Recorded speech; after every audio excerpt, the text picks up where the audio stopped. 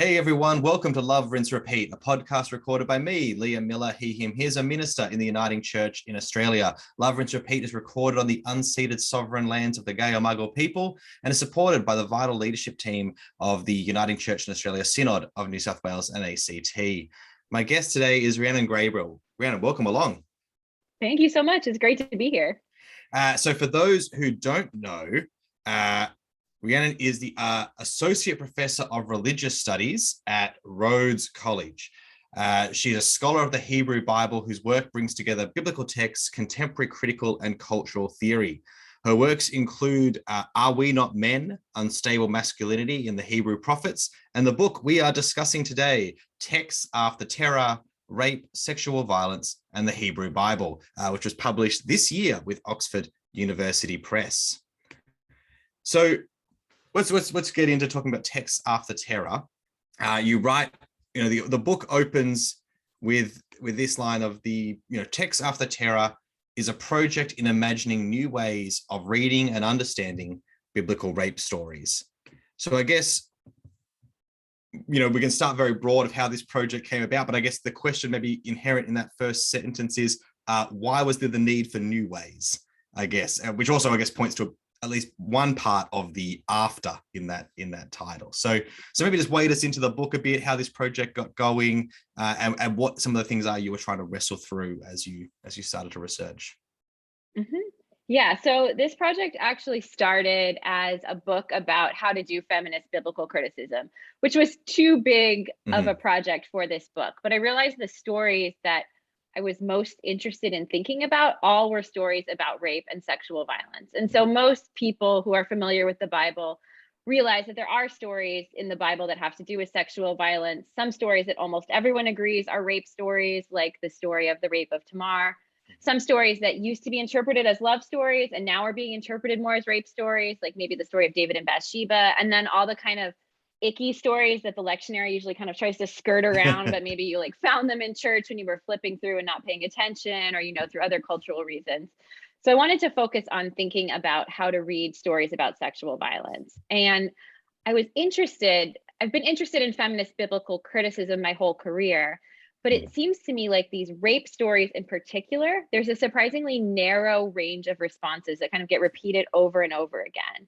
And often in biblical interpretation more broadly, feminist biblical criticism in particular is asked to do this work of taking care of the nasty, icky stuff about women. And so you're reading Genesis, you get to a story like the story of Dinah. You're like, this is an unfortunate rape story. Let's bring in the feminist. She can tell us how sad it is. We can all feel sad, and then we can go on. So I felt like this really wasn't living up to the potential of what criticism could do. And then also I was teaching at a liberal arts college, so teaching 18 to 22-year-olds, and a lot of them had experienced sexual violence and were experiencing it on campus. We know this is really a problem everywhere. And sort of the ways that we talk about that scholarship on the Bible would talk about sexual violence just really wasn't resonating with their experiences at all. And in some ways, it felt like teaching that scholarship was, if anything, almost harmful, in that sometimes, for example, can you imagine a worse thing happening to a woman than being raped is something that you'll hear a lot in biblical studies. It's a way to kind of generate empathy for biblical characters. But then to say that to a classroom where that there are survivors in the classroom is also a very damaging kind of pedagogical gesture. So I was interested in sort of thinking about other ways of reading.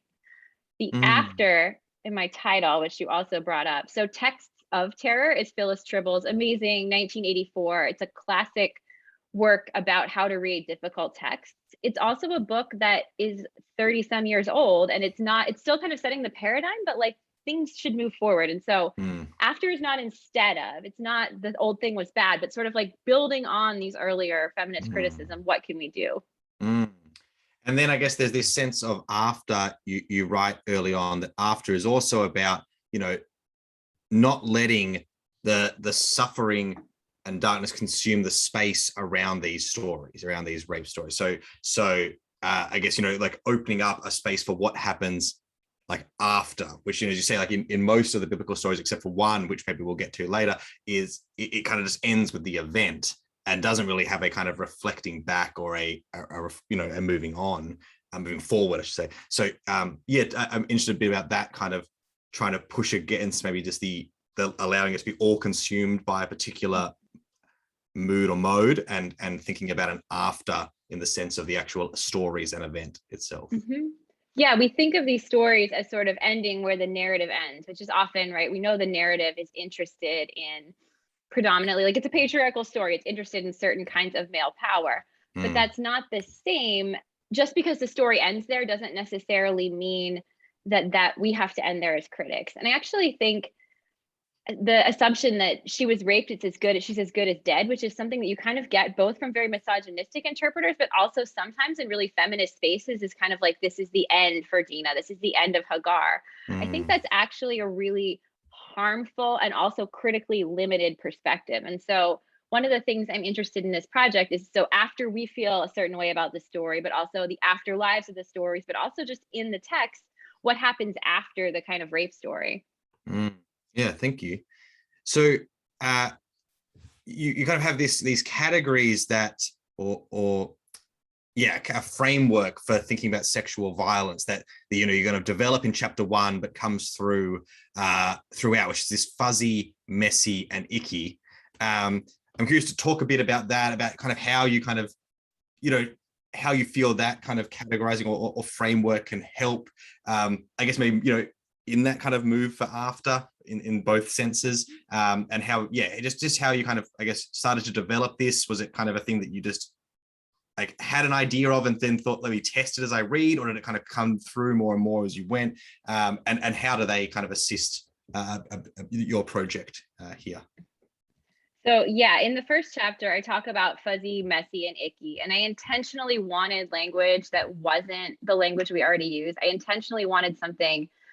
I'm interested in the way that we talk to each other about sexual violence and how that's different from official scripts. And so, like, in American English, the word creepy can do a lot of work. Like, oh, he was creepy. Or like, oh, I had a weird thing happen. Or like, it was a sketchy night. So there are these ways that we can signal something happened that wasn't, without applying a kind of official language, which at least I don't know if this is true in other national contexts. In US universities, there's something called Title IX, which is, it's supposed to ensure equality in education without for all students, but it's used to, let me back up.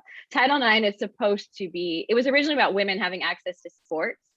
It's now used to try to prevent sexual violence on campus, but there's a process called mandatory reporting, where if somebody hears something, they have to report it, if they're faculty, for example. So there's a whole kind of shadow language, right, that develops to avoid kind of triggering this process, because often the legal system or the administrative system doesn't actually work in the interest of survivors. And so I was interested in kind of how people talk to each other in non-official kind of ways. And so fuzzy, messy, icky. Fuzzy is a way of thinking about things that are unclear boundaries, things you don't necessarily remember, the way that alcohol can affect your memory, which is a big thing in sexual violence. It's something we often don't talk about officially.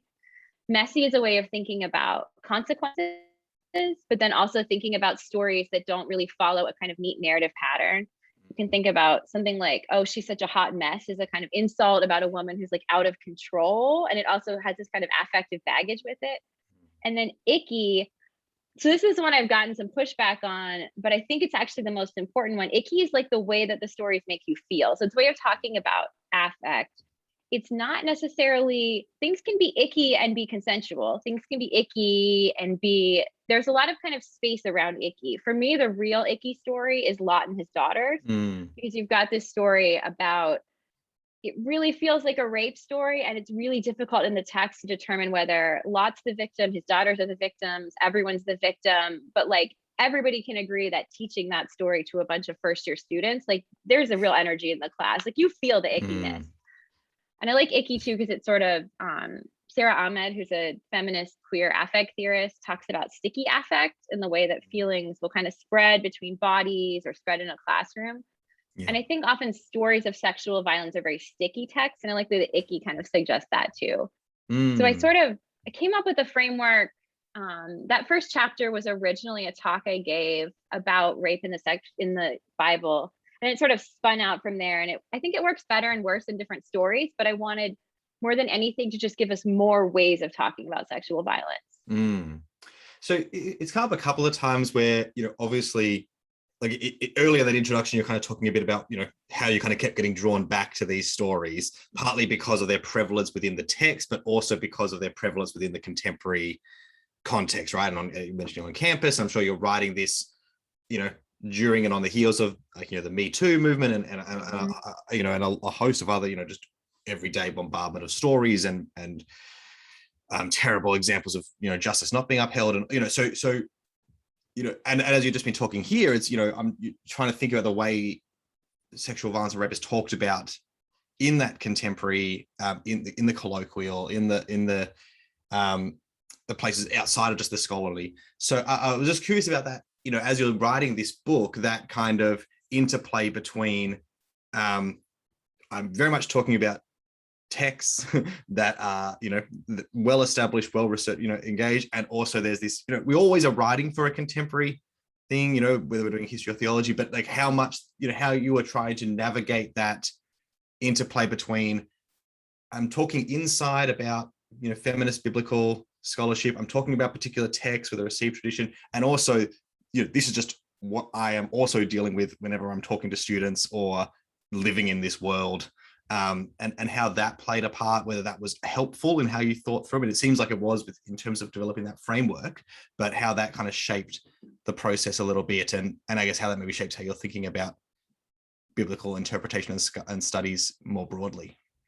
Yeah, in writing the book, I tried to be really intentional actually about bringing in a lot of contemporary material, and in particular, a lot of contemporary material written by millennial authors, written by Gen Z authors, written by women, written by survivors of sexual violence. So intentionally not just bringing literature to bear on the Bible, but also thinking about the kind of literature that's often dismissed as being like women's fiction or being popular. And so I think this shows up the most in the chapter where I talk about Sarah and Hagar, and I talk there about millennial women's fiction and this kind of pattern in fiction. And this is just something I discovered in my own reading while I was thinking about the Bible, and it kind of came together in a lucky way. But there are all of these novels where they're all about tortured female friendship, often with like kind of a side of sexual energy, ranging from like full like girlfriend, ex-girlfriend relationship to just kind of like best friends, but with like a lot of baggage. But then there's always often a rape in the story too, but the rape isn't the focus of the story.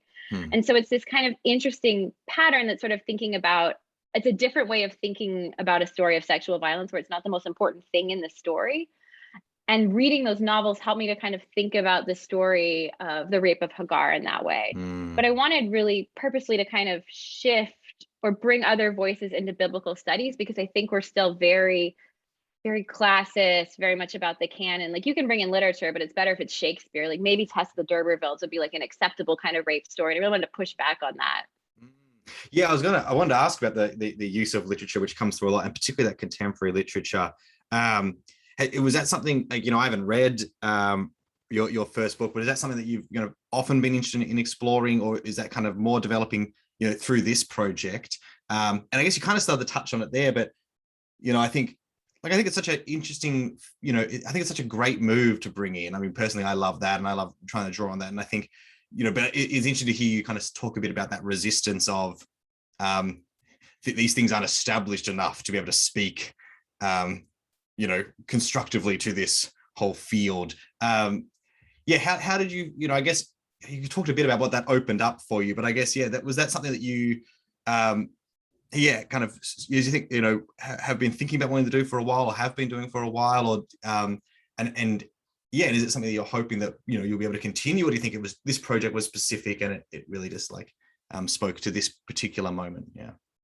So I've always been a bit of a magpie. And so I've always been sort of interested in collecting interesting stories and bringing them together. My first book is about masculinity and the prophets, and thinking about the prophetic body as a queer body. And there, each of the chapters, I talk about one prophet, and then I bring in some kind of contemporary parallel. So it's a similar gesture. It's less focused on the literary. So I talk about Ezekiel and Daniel Paul Schreber, who was a German judge who had a mental breakdown. Freud's case study about homosexuality is based on Schreber's memoir, but it's like this great book where Schreber's being sexually attractive to this radio wave god. And so I talk about that text together with Ezekiel. I talk about The Exorcist together with Hosea. And so I do these kind of It's a mix of like theory texts and some film text, but it's not as consistently literary. I did find in that project, there's this great Anne Carson poem. It's called The Book of Isaiah. And I found that really helpful for thinking about Isaiah and thinking about the body of Isaiah. But in this book, I thought more kind of through categories of literature. My one regret, I wish I had put more poetry in it. It's really hard to get poetry permissions. And so Patricia Lockwood has this great poem. Maybe you've read it. It's called Rape Joke. It went viral in 2013. It's this amazing poem that perfectly captures a lot of what I wanted to talk about, but it just was too much. They couldn't get it in the book in the end.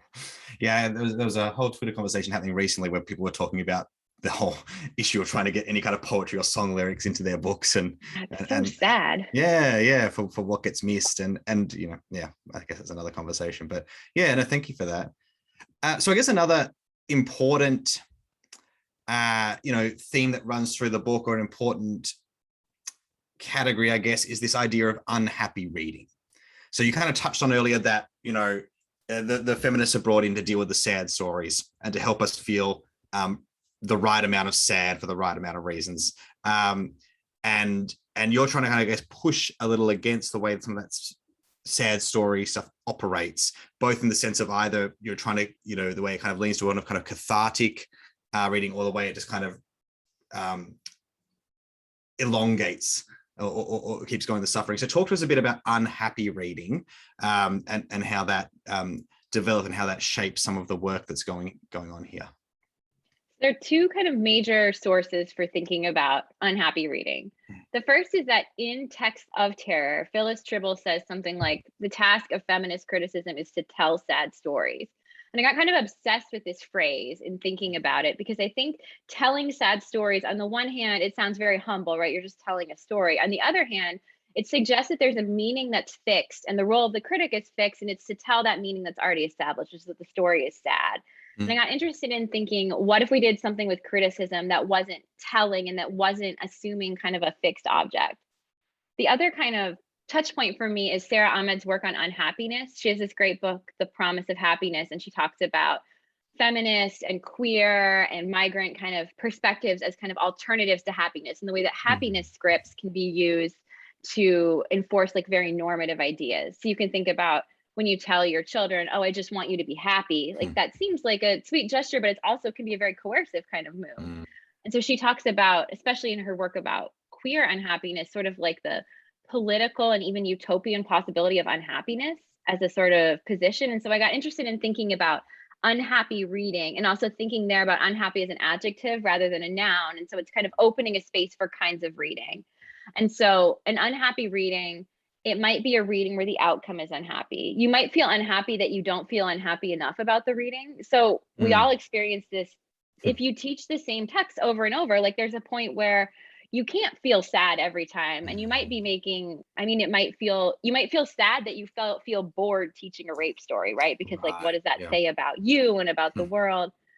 You might feel unhappy because there isn't a good kind of solution to the text. I talk about this with the story of the Levite's concubine, which I wanted to leave it out of the book. And I was like, I can't leave this out of the book. Like, this is clearly a very important story, but it's sort of also where things break down a little bit. And there isn't necessarily like, I couldn't find a way to make that like a happy feminist story. And also, I don't think that would have been a good thing to do. But so unhappy reading also is sort of like holding that space for not being happy where we're at, but allowing criticism to kind of keep doing its work. Yep. Donna Haraway talks about staying with the trouble as sort of what feminist criticism does. And I love that expression. And I think that's sort of part of what I'm trying to do with unhappy reading also, is just name the trouble and then stay with it. Yes, because you talk about like, this idea of holding space for it rather than shying away, which I think is really helpful and important. Yeah, thank you for that. So there's another aspect that I think is, we come to chapter 2 of this, edges of consent, and which is I think a really important chapter where you develop that, because I think as you know that like consent has kind of become the arbiter universal of, is this a sex story or is this sex or rape? That it's kind of fallen into that, and I think this chapter pushes us to think further and deeper about how we are actually classifying and thinking through a lot of what is going on there. And so and you kind of talk about Dinah and Tamar and Lot's daughters here, which is, I guess, also you continue to talk about the icky and fuzziness here. But yeah, I guess can you talk to us a bit about that? Because I think, because that is one of those things where I'm sure intersecting with a lot of the conversation in the contemporary context, where this has become, so much the, as I raise kids, where you're thinking a lot about like, oh yes, consent, teach that early, understand your body bubbles and all that is always on my mind. So then thinking about this was really interesting and helpful. So can you talk to us a little about the edges of consent and I guess what you're trying to open up a bit there?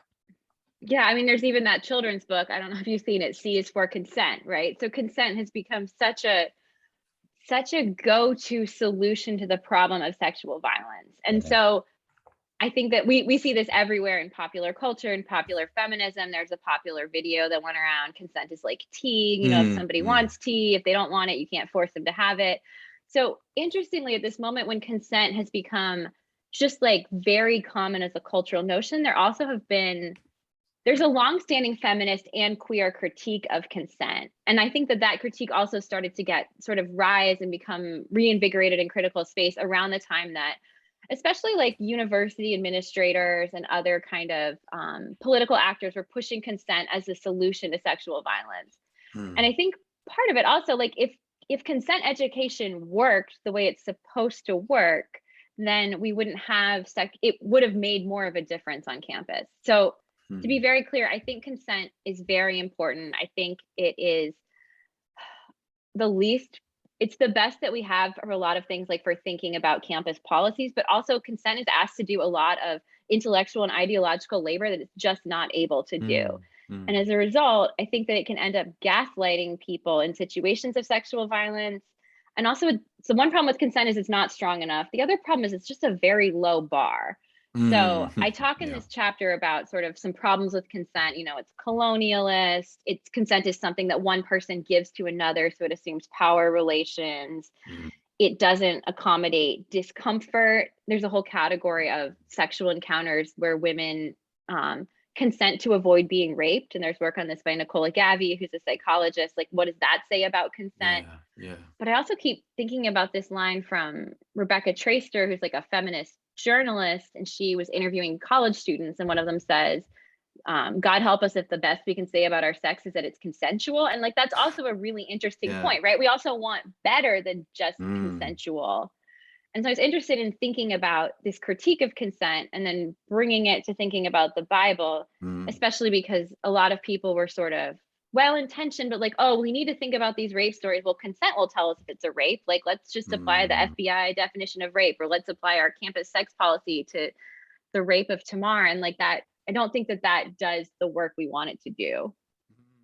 Oh, thank you for that. That is really helpful.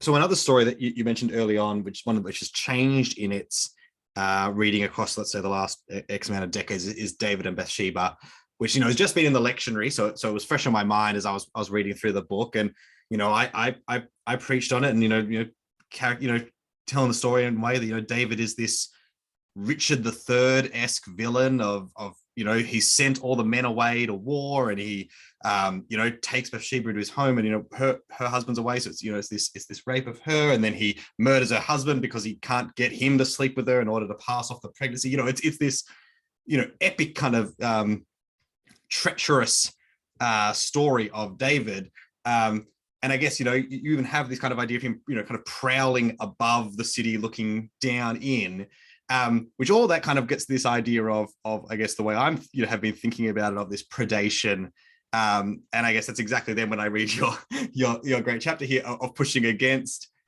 or at least trying to open up and thinking, is that the best term, and offering something else. So like, I guess this must be an interesting one to kind of enter into, because it's still like, in a lot of places is still touchy if you want to, begin to talk about David raping Bathsheba, or David, that was David's, one of David's crimes. Usually it's like, yes, he did bad to Uriah and he sinned against God, but this one, so you're kind of entering into a conversation that's still quite like maybe less universally characterized and classified as some of the others, but also trying to kind of go, why we're still in this midstream, let's actually think about it in a slightly different way. So can you talk to us a little bit about that kind of push against predation and how you're thinking about the David and Bathsheba story? Yeah, so this story, I've had the same experience also with teaching it, right? This one is touchy, and also students read it very differently depending on their background, especially sort of like how much they know about David. Nobody's really siding with Shechem in my classes. Nobody really relates strongly to Lot, and so that story is less sort of. Yeah. This one is more of a touchy story, and so I think the obvious feminist reading, right, is to think about Bathsheba as a victim. But I also was very interested in this argument against the victim position, which was coming up a lot in writing by survivors who are writing about kind of the way they get put into a survivor box or asked to tell their story in a certain way.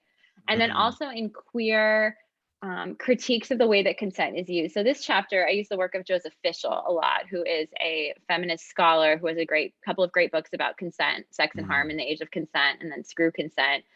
And he talks about how predation is not the most useful model, especially in thinking about the harm that sexual violence does. And he has a larger kind of project thinking about the way that things like sex offender laws can actually cannot help the people they're supposed to help, and can be very harmful and can do kind of harm in the name of protecting the survivor or the child or something like that.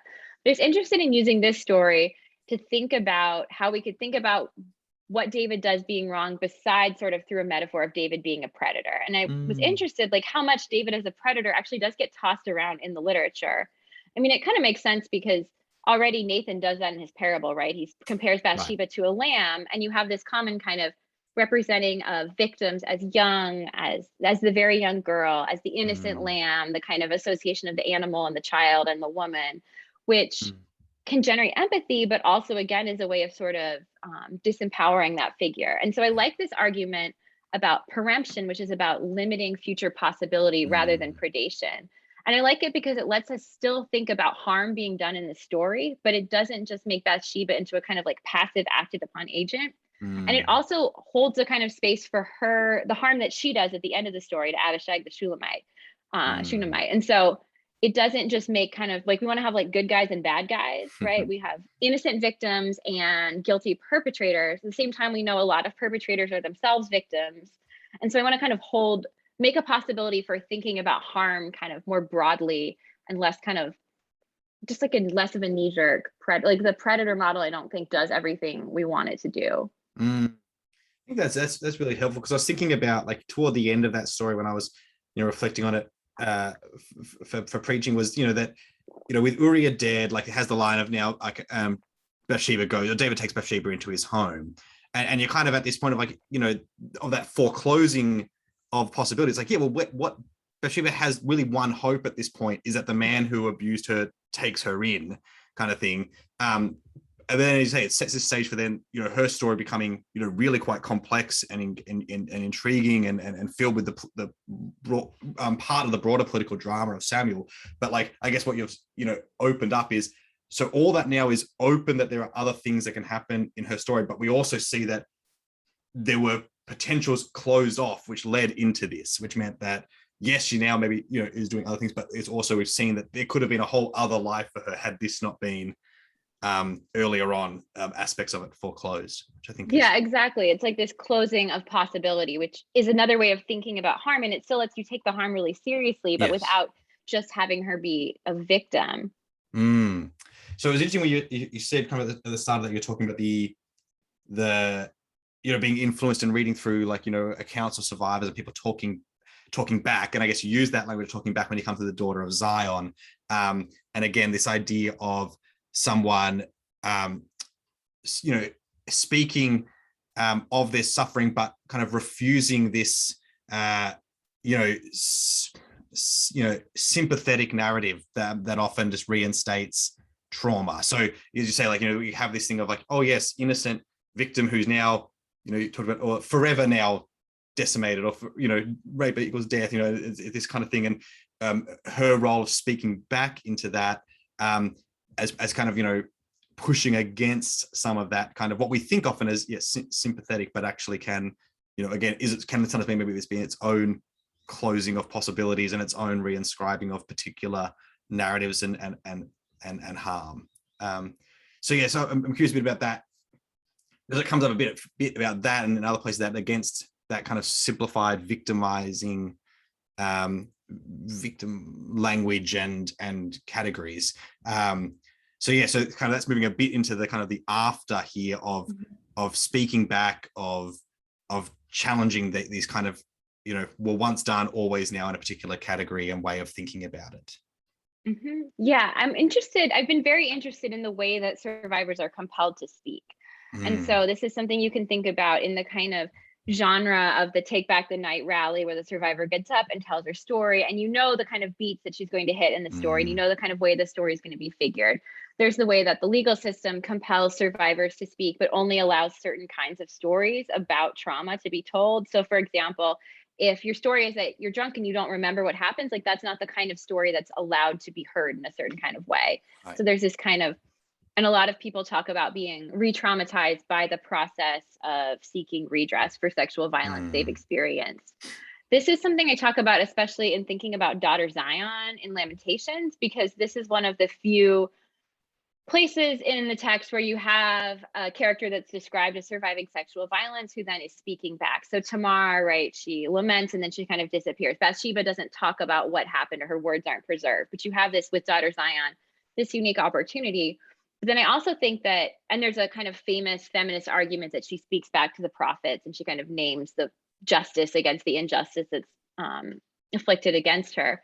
What's interesting, if you look at what she actually says, she doesn't actually follow the script that we would like her to say. And I thought this was, the more you kind of look at her speeches, it's really interesting the way that she doesn't sort of perform the ideal survivor role. There's like, she doesn't specifically name what happens to her. She doesn't seem to be, she's like both obsessed with being a mother and isn't a very good mother. There are all these kind of ways that her speech slips from what we would like it to be. But there's also this way then that scholarship tries to narrate her into this position of like the woman who has suffered the most and is the ideal survivor. But she's kind of like wriggling out of that position, even as this is being put on her by scholarship. And so I'm interested in sort of that, the way that the speech that she gives resists that kind of the narrative that's being pushed onto her. And this is something that you brought up, the way that survivors talk about their own experiences. And this is also, it's not identical, but it resonates with certain, especially memoirs from people who are otherwise outside of the most normative script of sexual violence. So for example, queer survivors of sexual violence, one of the sort of least, there's certain, one of the things that you're not supposed to say as a survivor also is this thing happened and it was bad, but I'm over it, or it wasn't a big deal, or that it happened. This sort of like, there's this sense that we want it to be the worst thing that ever happened to you so that we can all remember that to help other people avoid it. And so this kind of not that bad is another kind of forbidden narrative, you can tell. But I'm sort of interested in all that and then thinking about how we talk about biblical survivor stories. Yeah, that's really helpful. I was thinking then about also about like, the emergence of this genre of like, kind of a true crime podcast, and particularly, which often center on violence against women. And this, lots has been starting to get written about what function it is playing in shaping these narratives and shaping how women should be responding to or avoiding things like that. And again, like, you kind of talk about after is trying to push against a particular kind of reading, which either tries to fix it, or tries to go, here's the proper cathartic response that we get to if we can't fix it. And saying it can be, I think what was really fascinating about the book is just that it can be a lot bigger and more complex than that. How we read these stories, what's going on.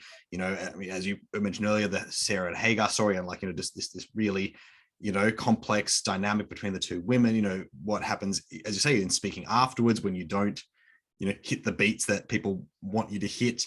I think that's one of the real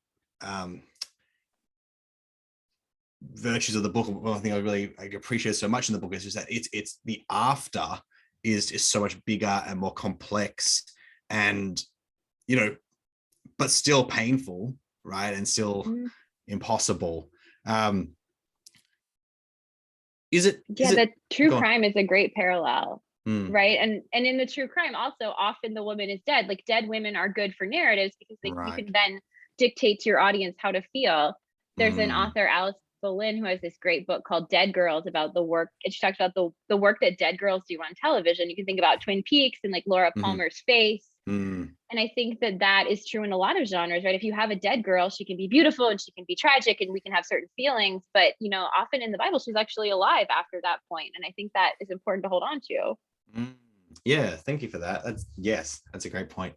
Um, so I'm curious about, like, like thinking about that, like, this resisting maybe the slightly more simplified or neater thing, like, surely is also the harder path to do. And I'm thinking about either your teaching or in engagement with students or even in the writing of this book, like if there are practices or things you've developed to help test yourself in a sense, or to ask the question of students.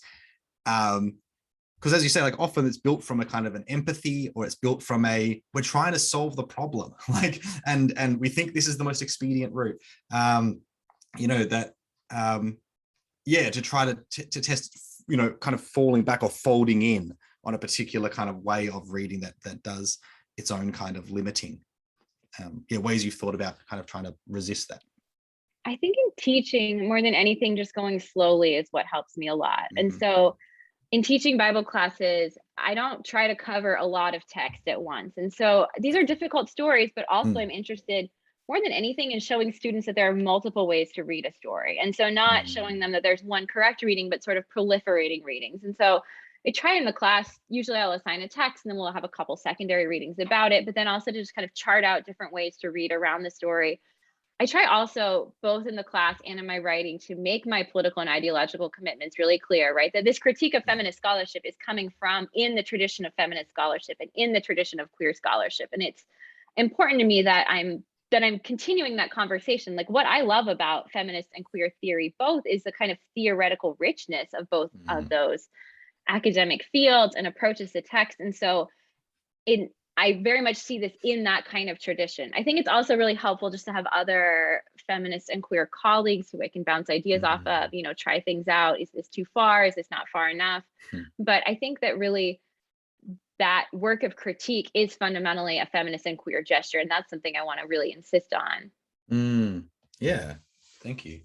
So as we kind of start to begin to land the plane, and fasten our seatbelts and put away our carriage tables, if you had, like, an articulated hope for this book, as it's now a few months out and it's going to continue to go out and be read, and hopefully a bunch of folks from hearing this interview are going to pick it up or call their librarian, because all our listeners have their librarian in their contacts, and get it into their local theological library, or university library of any kind. What hopes do you have for it as it continues to kind of meet readers along the way? Great question. So I hope that students will read it. I hope that people will read it outside of a kind of narrow, not narrow, but people both in and outside of feminist biblical criticism will read it, because I'm actually interested in thinking about these stories and thinking about the way the field works more broadly.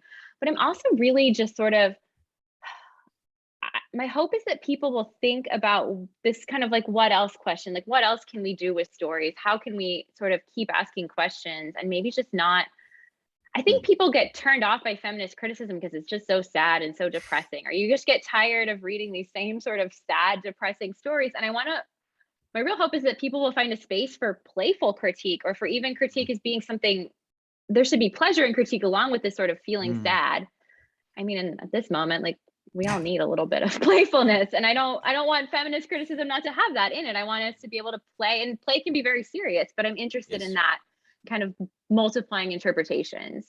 Well, thank you for that. So, folks, the book is Texts After Terror, out with Oxford University Press, and we've not even scratched the surface, a carpet burn on the surface of this book. And it's so rich, and we kind of touched on a number of the stories that are addressed within the different chapters, but there's more, and there's richness and space and play in there. So please do check out the book, and check out Are We Not Men as well. Anything else, Rhiannon, that you want to promote or draw people's attention to in this moment? I think so, but thank you so much for having me on. This is fantastic. No, you're welcome. It's great to talk, and I yeah, really appreciate the book. So thank you for your work on it. And folks, we'll see you next week. Bye.